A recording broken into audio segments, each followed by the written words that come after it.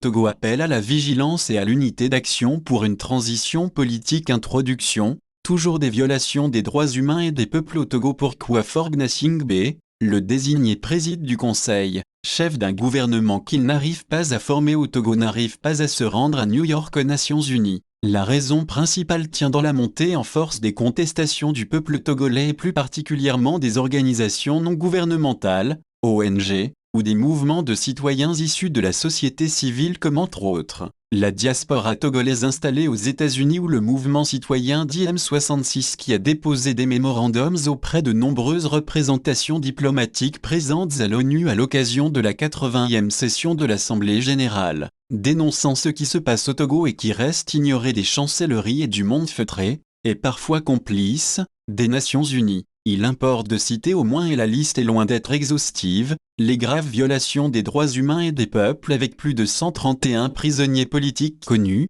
la répression des libertés publiques avec férocité et des morts, les arrestations arbitraires, les tortures et les accusations a posteriori contre les voies alternatives. Alors, il importe de comprendre la stratégie de mystification de la dite communauté internationale qui choisit trop souvent de ne pas écouter la voix des sociétés civiles africaines. ONU, stratégie d'évitement systématique et déni de responsabilité de Faure Gnassingbé depuis la décision unilatérale du système Gnassingbé de mettre fin à la constitution de 1992 approuvée par le peuple togolais. Le Togo est passé illégalement et de manière anticonstitutionnelle de la 4e République à la 5e République. C'est donc cela qui est venu cristalliser une crise politique interne et a renforcé l'isolement diplomatique de Faure Gnassingbé et ses suppôts. Comment le représentant du Togo peut-il oser parler de panafricanisme devant l'Assemblée générale des Nations Unies et oser représenter le peuple togolais aux Nations Unies, alors que chez lui se maintient par la force une fausse démocratie sans vérité des urnes et se pratique une gouvernance sans vérité des comptes publics, ceci dans une opacité totale assortie d'une impunité quasi totale pour tous les militaires et agents de sécurité et autres milices officielles,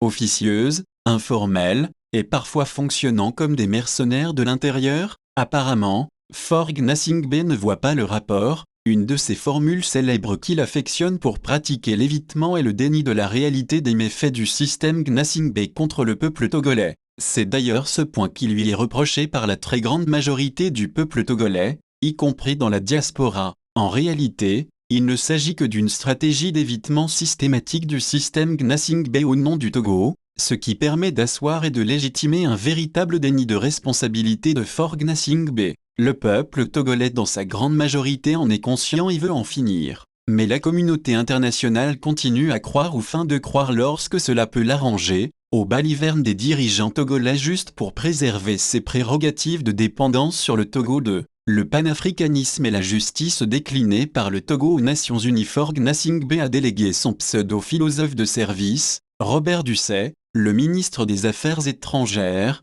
de l'intégration régionale et des Togolais de l'extérieur, ministre démissionnaire de la 4e République et non encore éventuellement renommé dans l'imaginaire et encore irréel premier gouvernement de la 5e République. Ce ministre dont la crédibilité, est entachée par une condamnation pour plagiat, vient réclamer à l'Assemblée générale des Nations Unies une certaine justice pour toute l'Afrique, usurpant d'ailleurs le rôle dévolu à une Union africaine devenue de plus en plus observatrice des injustices envers l'Afrique et son peuple. Or, ni Faure Gnassingbé, ni son dévoué ministre n'ont une quelconque idée de ce qu'est l'irréalité de la justice pour le peuple togolais qui est en permanence confronté au Togo à l'injustice et à l'iniquité pratiquée par l'institution judiciaire. Pire, le discours prononcé par Robert Dussey aux Nations Unies en tant que représentant du Togo et non du peuple togolais, est un plaidoyer sur la réparation coloniale, un appel vibrant pour une justice historique et une équité dans le monde, avec en filigrane,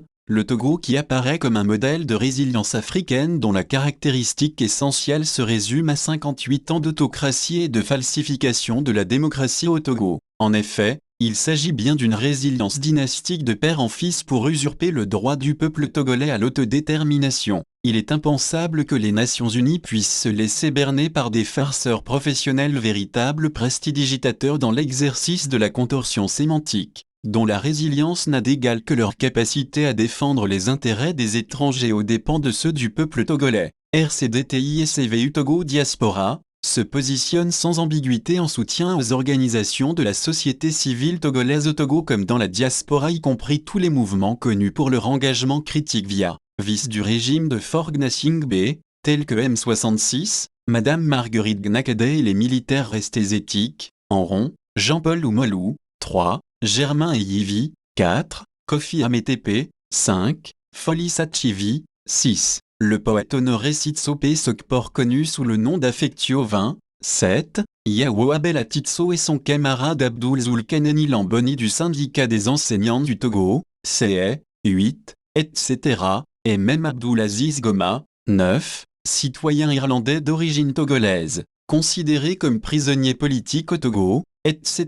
et en soutien à tous les prisonniers politiques que RCDTI et CVU Togo Diaspora ne peuvent tous citer. Rappelons que plusieurs autres militants sont détenus sans procès, ou placés en garde à vue prolongée. Les arrestations au Togo sont souvent motivées par la force publique ou les autorités judiciaires en regard de publications sur les réseaux sociaux, d'appels à manifester ou de critiques du régime, qui dans une vraie démocratie relève de la normalité. Or, la Constitution autorise légalement les manifestations pacifiques au Togo. Plusieurs organisations dont la DMK, le CACI, Amnesty International et Akatogo dénoncent une criminalisation récurrente et pérenne de l'opposition politique. 3. Expertise du C, de la philosophie à la cartographie, puis au panafricanisme. Comment est-il possible en 2025 que l'ONU ne vérifie pas auprès des peuples des pays respectifs par des études indépendantes la réalité de la représentation, de la crédibilité politique de ceux qui défilent et se servent de l'ONU comme une tribune pour faire leur propre promotion ou celle de leur agenda politique? Dans le cas togolais, Robert Dussey a manifestement utilisé la tribune de l'Assemblée générale des Nations unies pour inviter tous ceux qui sous l'agenda panafricanisme sont officiellement invités à participer à un sommet panafricain organisé par un des plus résilients autocrates africains au Togo.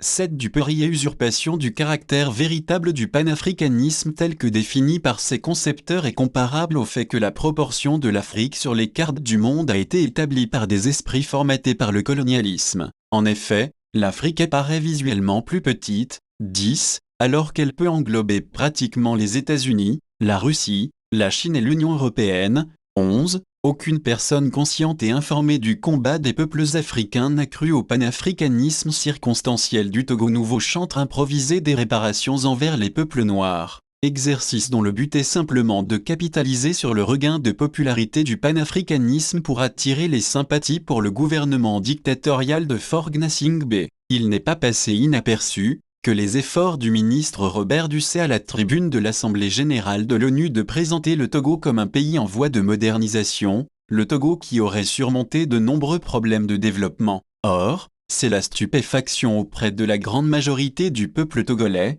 le tout doublé d'un ahurissement total des citoyens, togolais, qui réfutent cette description faussée de leur pays. Il s'agit en réalité d'une diversion et d'une désinformation si l'on fait référence aux nombreuses statistiques, non référencées par le discoureur. Le ministre Dussey est bien gardé de mentionner les prisons surpeuplées du Togo comme celle de Tsévié qui a un taux d'occupation de près de 609%, selon une statistique officielle du Togo de janvier 2020, 12, citée dans un mémoire universitaire, ce qui en ferait l'un des pires cas de surpopulation carcérale au Togo. Ne s'agit-il pas là d'un mensonge par omission? Ce taux exorbitant s'explique par les nombreuses arrestations arbitraires et détentions illégales de citoyens qui revendiquent la vérité des urnes, la justice et une gestion transparente des comptes publics au Togo. Le ministre des Affaires étrangères du Togo, en rappelant les génocides passés dont furent victimes les peuples d'Afrique, a manifestement oublié les agressions du système Gnassingbé perpétrées depuis 2017 contre les peuples thèmes du Togo du fait de leur affiliation au Parti national panafricain,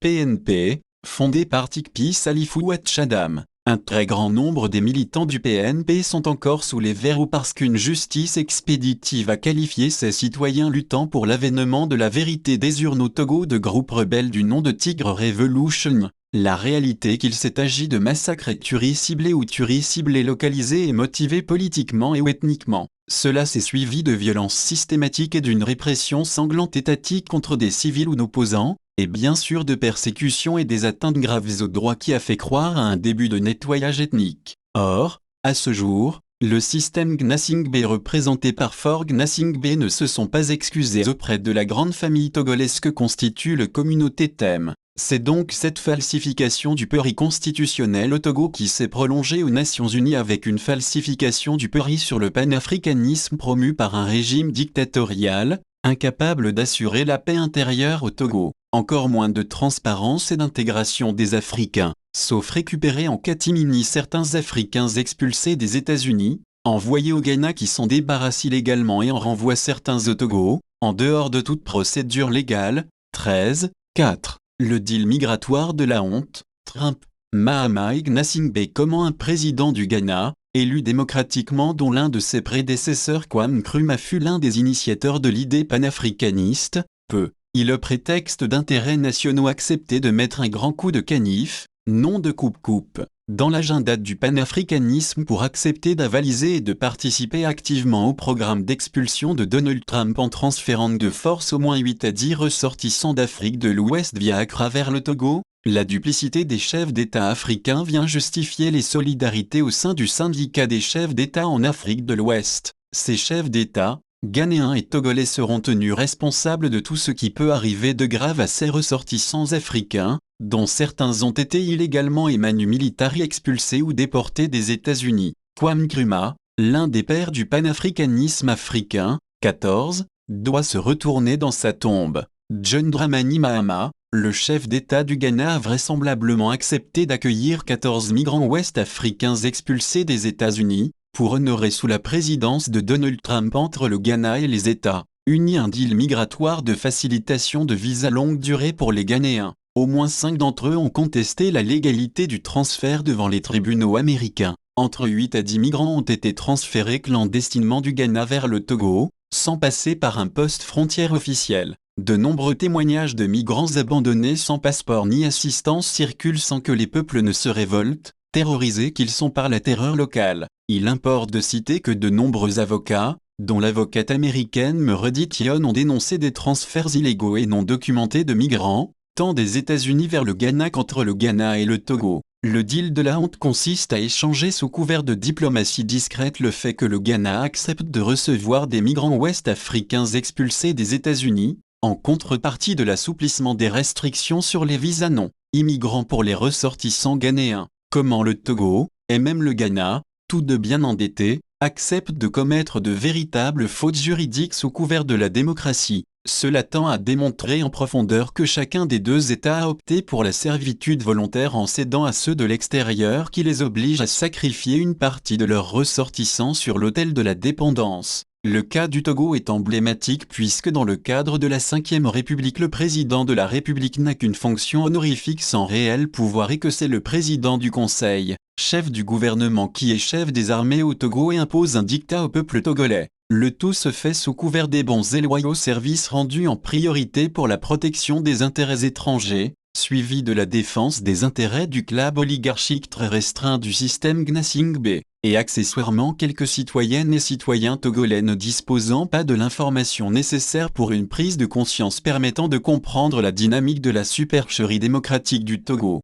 Pourtant, la résistance du peuple togolais continue, même si les médias politiquement corrects n'en font pas cas. Un héros à ne pas oublier doit pourtant nous faire porter le chapeau bas. 5. Feu archevêque Monseigneur Philippe Fanoko Podzro, combattant pour la liberté du peuple togolais. À ce titre, faut-il rappeler que le mouvement de la dynamique Monseigneur Podzro, DMK, 15, a été interdit au Togo, selon une décision officielle du ministère de l'administration territoriale. Les raisons officielles sont multiples et ne sont pas nécessairement étayées par des preuves, non-respect des dispositions légales encadrant les partis et regroupements politiques, absence de statut juridique clair en tant que parti ou regroupement reconnu, agir comme une coalition politique sans enregistrement formel comme parti politique, et trouble à l'ordre public au travers de déclarations publiques considérées par le pouvoir Gnassingbé comme subversives ou incitatrices de troubles à l'ordre public. Or, les représentants de la DMK ont réagi en rejetant cette interdiction qualifiée d'illégale et témoignant d'une énième dérive autoritaire. En effet,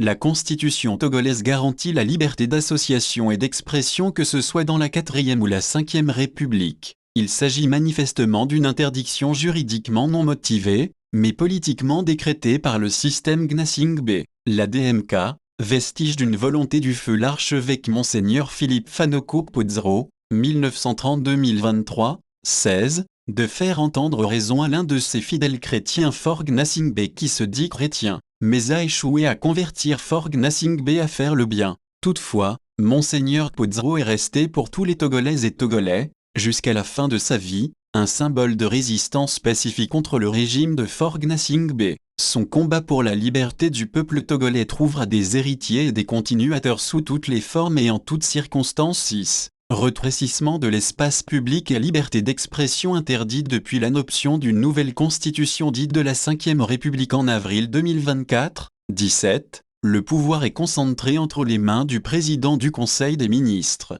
chef du parti Union pour la République, UNIR, une refondation sur les vestiges de l'ancien parti unique RPT, Rassemblement du peuple togolais, Faure Gnassingbé, au pouvoir au Togo suite à un coup d'État sanglant à la suite de la mort de son père en février 2005, a accédé à cette fonction le 3 mai 2005. Le réseau de coordination de la diaspora togolaise indépendante, RCDTI, et le collectif pour la vérité des urnes Diaspora Togo, CVU Togo Diaspora, s'adressent aujourd'hui à la nation togolaise et à la communauté internationale pour exprimer leur profonde préoccupation face à la détérioration alarmante de la situation des droits humains au Togo. Cette dégradation se manifeste par le rétrécissement continu de l'espace public, des restrictions systématiques de la liberté d'expression, d'association et de manifestation, ainsi que par des allégations crédibles de recours à la torture et à d'autres traitements inhumains ou dégradants, régulièrement documentés dans les rapports des rapporteurs spéciaux et autres mécanismes des Nations Unies. Ces rapports ont signalé des détentions arbitraires, des actes d'intimidation à l'égard d'opposants et de défenseurs des droits humains, des entraves à l'accès à la justice et à des procédures équitables, ainsi que l'absence d'enquêtes indépendantes et effectives sur les violations rapportées. La société civile a été progressivement fragmentée et l'opposition délibérément divisée, tandis que les contre-pouvoirs, médias indépendants, institutions de contrôle, magistrature et organes de régulation, ont été neutralisés. Ce processus s'est accompagné d'une stratégie coordonnée de manipulation de l'opinion publique, tant nationale qu'internationale, instrumentalisation des médias d'État et des relais proches du pouvoir pour diffuser des récits favorables au gouvernement, campagne de désinformation visant à discréditer les voix dissidentes et les défenseurs des droits humains, exploitation d'instruments juridiques, loi vague sur la sécurité, procédures administratives, poursuites judiciaires sélectives, pour museler les opposants sous couvert de l'égalité,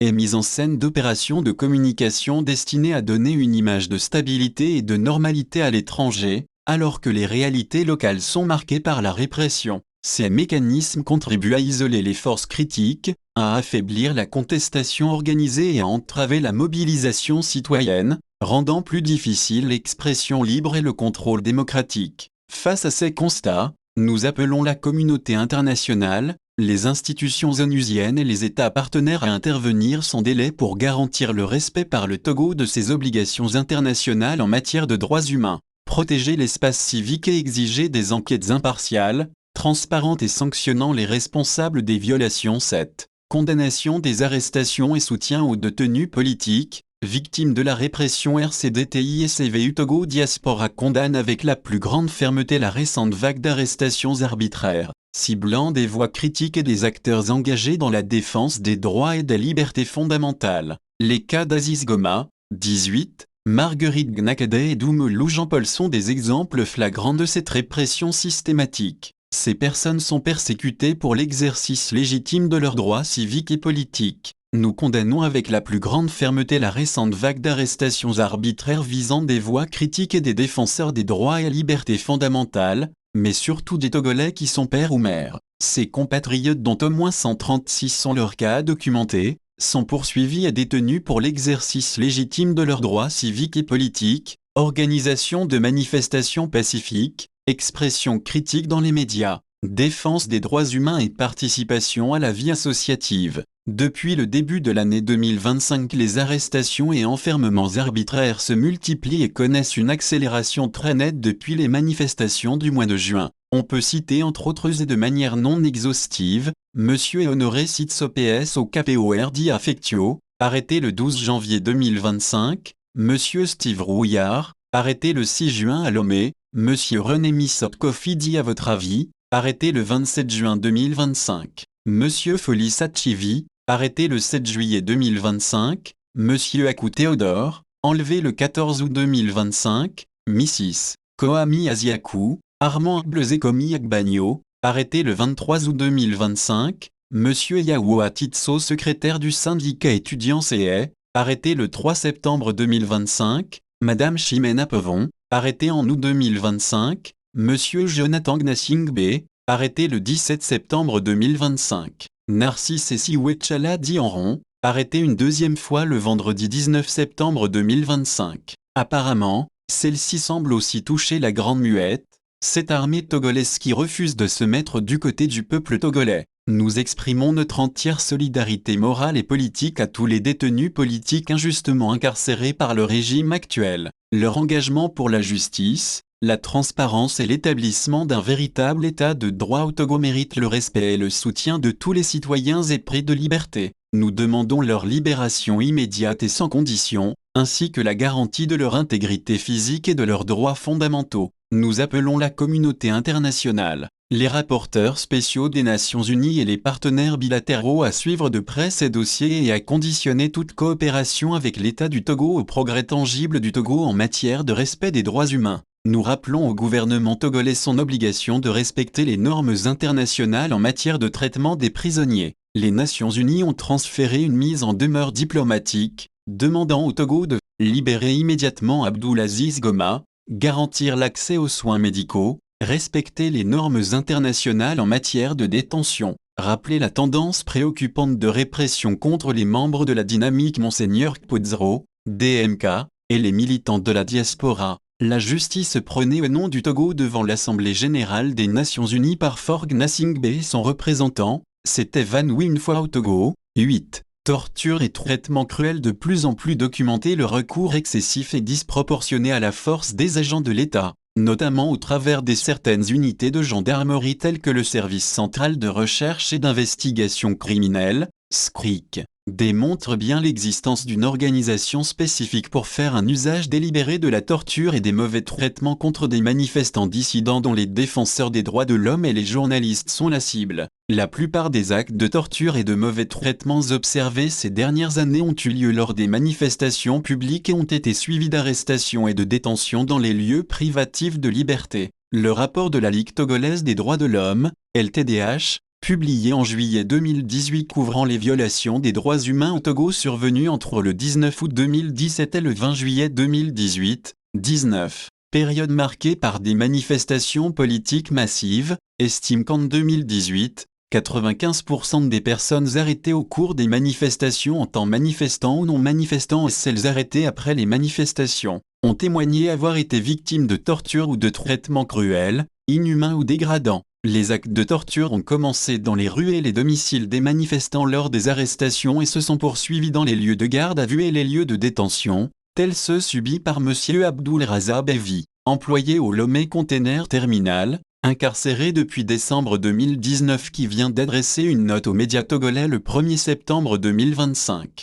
Comme ce fut le cas en 2017, depuis juin 2025, plusieurs acteurs impliqués ont fait l'objet de détentions arbitraires sur la base de chefs d'accusation parfois peu fondés ou carrément infondés. Plusieurs manifestants ont ainsi été accusés de groupement de malfaiteurs, de troubles à l'ordre public, de troubles aggravés à l'ordre public, de rébellion ou d'atteinte à la sûreté de l'État du fait de leur seule participation aux manifestations ou déclarations diffusées sur les réseaux sociaux. Plus alarmant encore, nous sommes profondément préoccupés par les allégations crédibles de torture et autres traitements cruels, inhumains ou dégradants infligés aux détenus politiques et aux personnes soupçonnées d'opposition au régime. Des dizaines de personnes ont été arrêtées les 5 et 6 juin à Lomé après être sorties dans la rue pour protester contre la répression des voix dissidentes par les autorités, la cherté de la vie et les changements constitutionnels qui pourraient permettre à l'actuel président du Conseil des ministres, Forg Gnasingbe, de rester au pouvoir sans limite de temps. Pendant leur détention, plusieurs manifestants ont été soumis à la torture ou à d'autres mauvais traitements, selon les témoignages recueillis par Amnesty International. Ces manifestants togolais sont sévèrement punis uniquement pour avoir exprimé leurs opinions. en interdisant les manifestations et en les réprimant par la force, les autorités violant le droit international qui protège le droit de manifester. Elles ont également manqué à leurs engagements pris lors du dernier examen périodique universel, notamment l'interdiction de la torture sous toutes ses formes et l'ouverture d'enquêtes sur les actes de torture présumés, a déclaré Marceau Sivieude, directeur régional par intérim d'Amnesty International pour l'Afrique de l'Ouest et l'Afrique centrale. 20. Le 23 août 2025, de jeunes activistes, membres du mouvement Tournons la page Togo, ont été arrêtés arbitrairement à Lomé alors qu'ils organisaient une réunion pour préparer des manifestations contre l'injustice et la mauvaise gouvernance. Ils ont été détenus au SCRIC, inculpés de troubles aggravés à l'ordre public et actuellement en détention préventive. Ces arrestations s'inscrivent dans un contexte où plusieurs autres défenseurs et journalistes ont été arbitrairement arrêtés depuis juin 2025, et où l'espace civique est sévèrement restreint par des coupures d'Internet, des blocages des réseaux sociaux et des limitations de la liberté d'expression. Les cas sont légion. La situation d'Abdoulaziz Goma, citoyen irlandais togolais, est marquée par une arrestation arbitraire en décembre 2018 au Togo, suite à son rôle présumé dans des manifestations préélectorales. Il a été condamné en février 2025 à 10 ans de prison après un procès jugé inéquitable, dans un contexte de torture, de détention au secret et de conditions inhumaines dans la prison de Lomé. Gravement malade et physiquement diminué du fait des actes de torture subis, il a entamé une grève de la faim en août 2025 et les autorités refusent de le libérer. Ni les raisons sanitaires ou humanitaires ne modifient les positions des tenants du pouvoir autocratique togolais.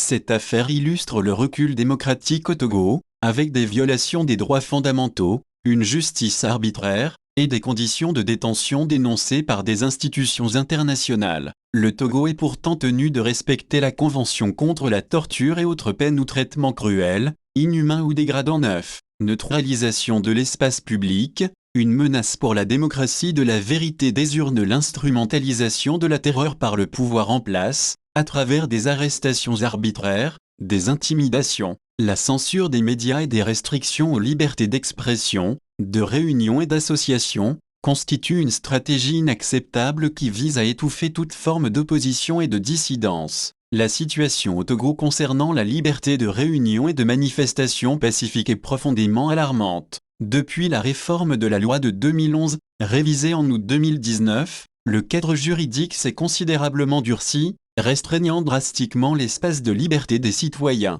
Ces nouvelles dispositions élargissent le champ des restrictions, incluant désormais les espaces privés, et imposent aux organisateurs de prévenir à l'avance les autorités locales pour toute réunion. De plus, elles renforcent l'interdiction de manifester en certains lieux et à certains horaires, avec la possibilité pour les autorités de limiter ou d'interdire toute manifestation à tout moment, sans justification ni obligation de dialogue. Les rapports d'experts internationaux alertent sur le caractère profondément restrictif de ces modifications, qui sapent l'essence même de la liberté de manifestation. Par ailleurs, le nouveau code pénal criminalise toute participation ou organisation de réunions non approuvées, prévoyant des peines d'emprisonnement et des amendes pour ceux qui contreviendraient. Il rend également responsables les organisateurs de tout comportement violent ou tout dommage survenu lors des manifestations, ce qui alimente un climat de peur et de répression. Face à ces mesures, il devient évident que la liberté d'expression,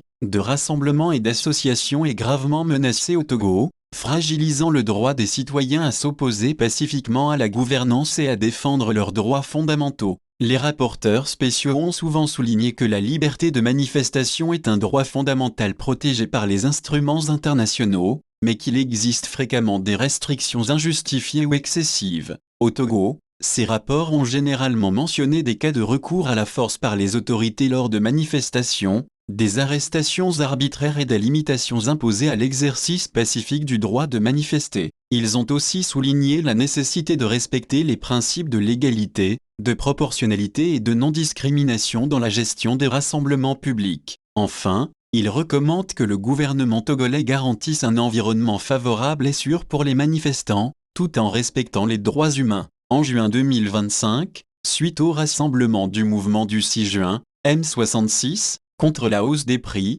la vie chère, les arrestations politiques et le coup d'État constitutionnel de mars 2024, Le régime de Faure Gnassingbé a réprimé violemment ces manifestations. La répression, menée par la police et des miliciens soutenus par le régime, a causé plusieurs arrestations, de nombreux blessés, 7 morts dont un mineur, et des corps retrouvés dans des lagunes de la capitale Lomé. Cette escalade de violence témoigne d'une culture d'impunité et d'une répression systématique visant à faire taire toute opposition, le tout salué par le gouvernement comme un professionnalisme des forces de sécurité. Il est rappelé au gouvernement togolais que toute justice passe par l'arrêt des pratiques répressives afin de restaurer et garantir le plein exercice des libertés publiques. Cette politique de rétrécissement de l'espace public est une violation flagrante des droits fondamentaux garantis par la Constitution togolaise et les conventions internationales 10. La racine de la crise, un remplacement de constitution illégale, contesté et illégitime, un président du Conseil doté de tous les pouvoirs,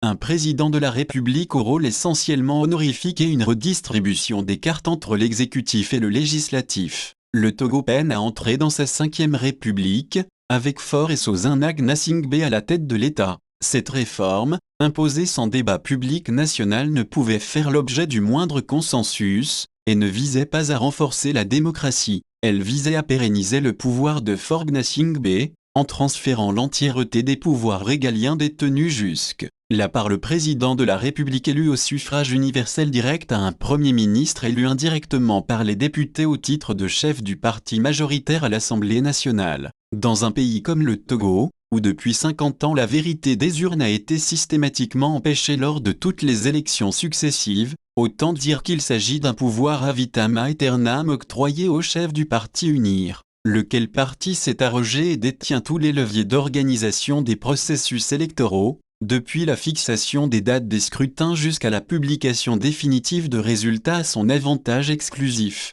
Cela revient donc à octroyer la fonction de Premier ministre à Faure Gnassingbé jusqu'à sa mort et ensuite à son successeur à la tête du parti, probablement un autre membre du clan Gnassingbé. Il est impératif de rappeler que la crise politique actuelle trouve sa racine dans les modifications constitutionnelles controversées qui ont été imposées au peuple togolais sans consultation préalable et sans respect des principes fondamentaux de la démocratie participative. Avec cette nouvelle constitution, adoptée le 25 mars 2024 et promulguée le 6 mai de la même année, le chef de l'État n'est plus élu au suffrage universel direct, mais par les représentants de la nation issus d'élections sans vérité des urnes. Ces changements, qui ont renforcé les pouvoirs du président et affaibli les contre-pouvoirs, ont créé un déséquilibre institutionnel profond et ont miné la confiance du peuple togolais dans ses institutions. Un citoyen qui n'a pas été élu peut dissoudre tous les autres organes. Les lacunes juridiques majeures dans le passage à la 5e République au Togo résidant dans l'absence de respect des principes de légalité, de contrôle judiciaire efficace, de participation démocratique et de conformité aux normes internationales, ce qui fragilise le cadre juridique de la transition et favorise une gouvernance autoritaire. La situation politique au Togo demeure marquée par une longue tradition de régime autoritaire et de répression, alimentant une conflictualité latente profonde. Depuis l'assassinat du premier président indépendant, Silvanus Olympio, en 1963, le pays vit sous la domination d'un même clan. Le coup d'État militaire de Gnassingbé Eyadema en 1967 a instauré un régime de règne sans partage, caractérisé par des purges politiques, une culturation du culte de la personnalité et une concentration extrême du pouvoir, qui s'est maintenue pendant 38 ans jusqu'à sa mort en 2005. La transition virtuelle qui a suivi est marquée par une légitimation artificielle et des réformes bricolées, notamment la succession familiale, qui ont permis de perpétuer un régime profondément opaque et répressif.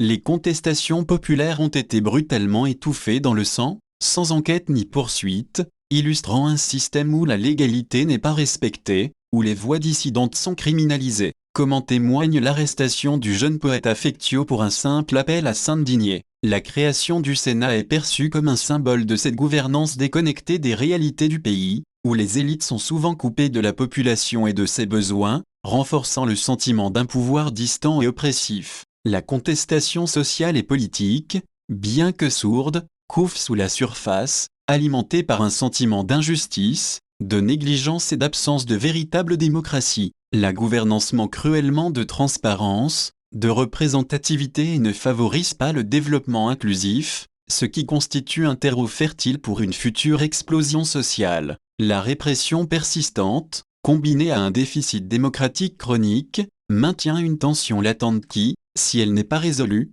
pourrait aboutir à des crises majeures à moyen ou long terme au Togo. Tandis que le pouvoir et ses partisans célèbrent une étape historique, une partie de la population dénonce un verrouillage institutionnel. Entre tensions politiques, méfiance citoyenne et réformes controversées, la 5e République togolaise débute sous le signe de la contestation. Ces modifications sont perçues par une large partie de la population togolaise comme une tentative de pérenniser le pouvoir en place de manière illégitime. 11. Appel à la vigilance et à l'unité d'action pour une transition politique. L'urgence de la situation exige une action immédiate pour mettre fin aux violations des droits humains et libérer les prisonniers politiques. Face à cette situation profondément préoccupante, vous devez prendre conscience de l'importance de votre rôle et de votre pouvoir face à l'oppression et à la servitude volontaire. Comme l'a si bien expliqué l'un des premiers humanistes qu'était Étienne de la Boétie dans son discours de la servitude volontaire, c'est souvent votre passivité et votre acceptation qui alimentent la domination des tyrans, qu'ils soient responsables de la vie chère, de la mauvaise gouvernance, de la corruption ou des violations incessantes des droits humains. Ce précurseur de la pensée critique sur le pouvoir a toujours refusé la soumission volontaire aux tyrans. Le peuple togolais doit continuer à se persuader qu'il est capable de briser ses chaînes en refusant de se soumettre à un régime qui ne sert que ses propres intérêts au détriment des intérêts du peuple. La véritable liberté ne peut émerger que lorsque vous prenez conscience de votre force collective et refusez d'être complice de cette injustice. La servitude volontaire ne se limite pas à l'obéissance passive, elle se manifeste aussi lorsque vous laissez la corruption prospérer, lorsque vous tolérez la vie chère, ou lorsque vous restez silencieux face aux violations des droits humains. Il est urgent que le peuple togolais, y compris la diaspora, transcende les divisions afin de trouver une forme d'unité à partir d'un projet de transition politique citoyen afin d'unir les voix et actions pour le Togo de l'après-Faure-Gnassingbé, afin de construire un front commun pour libérer le Togo. La soif de démocratie, de justice et de respect des droits fondamentaux doit vous inspirer à agir immédiatement. Chaque jour d'inaction renforce le pouvoir de ceux qui vous oppressent. Vous avez le pouvoir de changer cette réalité, en vous mobilisant, en vous levant contre la mauvaise gouvernance, en dénonçant la corruption et en exigeant le respect de vos droits. Le professeur Joseph Kizerbo a rappelé à maintes reprises de refuser la résignation et de faire appel à la conscience historique africaine dans sa fameuse formule « On ne développe pas, on se développe ». 21. En paraphrasant le professeur Kizerbo, le peuple togolais doit prendre conscience que l'on ne libère pas, l'on n'attend pas d'être libéré, mais on se libère. RCDTI et CVU Togo Diaspora rejoignent l'ensemble des acteurs de la société civile togolaise et au-delà africaine pour continuer à appeler à la résistance civile et à la désobéissance pacifique face à l'oppression du système Gnassingbé. Une prise de conscience assortie d'une organisation structurée et basée sur de l'expertise et des partenariats peuvent faire la différence.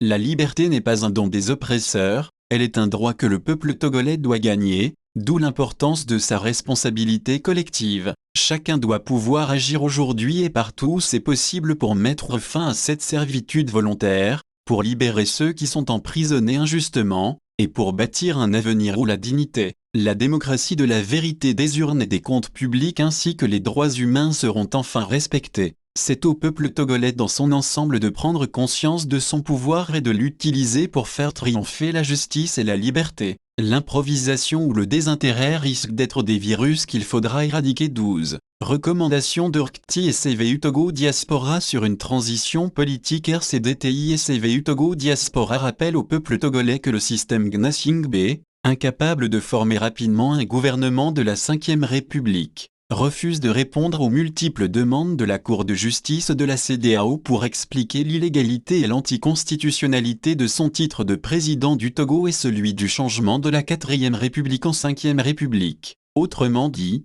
le Togo est en perpétuelle improvisation. 22. De gouvernance. Or, organiser l'avenir du Togo passe par une offre politique. Celle-ci étant absente au niveau des partis politiques actuellement, il est fait appel aux organisations de la société civile pour réfléchir à la mise en chantier et la mise à disposition d'un projet de transition politique citoyen. Des idées sont disponibles et ne demandent qu'à être enrichies. Personne au Togo, ni dans la diaspora, Encore moins aux Nations Unies ne doit tomber dans le piège du vrai-faux panafricanisme de Faure Gnassingbé alors que ce dernier et son système sont incapables de justice, de respect des droits humains et des peuples au Togo. La crue et dure réalité que depuis plus de 5 décennies le système Gnassingbé s'organise illégalement et de manière anticonstitutionnelle pour neutraliser, bloquer et empêcher l'autodétermination du peuple togolais au Togo. En référence au professeur Cheikh Anta Diop, le peuple togolais doit constamment garder en conscience que le Togo, comme au demeurant l'Afrique doit cesser d'être un terrain d'expérimentation pour les autres.